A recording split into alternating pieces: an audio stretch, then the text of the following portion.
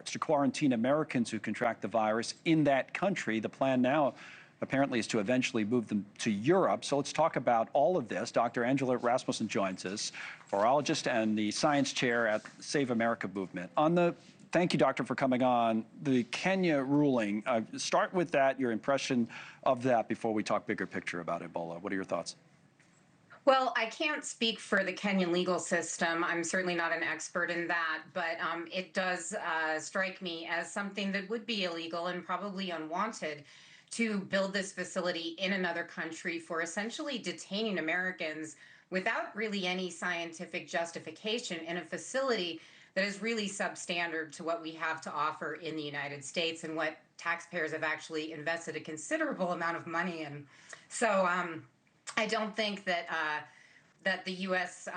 Plan to quarantine people in a foreign country should proceed. And I think that, in my opinion, the Kenyan court decision was at least scientifically justified. So forget Europe as well. In the past, we've brought people back here, right? In the past, we've actually had an excellent track record of bringing people back to the U.S.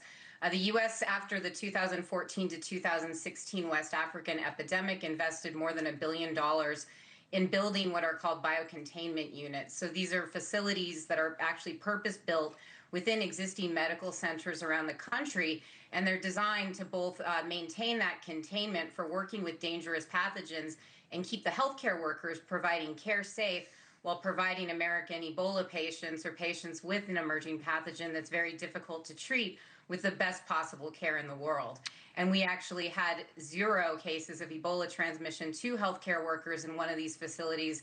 We also saved every single American Ebola patient's life in these facilities. Let me talk about this outbreak itself for those most affected. I have a map here for the areas and the affected areas, both in the DRC and Uganda. And you can kind of get a sense here, the border, that they've closed down, okay? And then on the cases, which we talked about, again, DRC cases up over 900. So these, what is it about this particular, we keep hearing about the strain, right?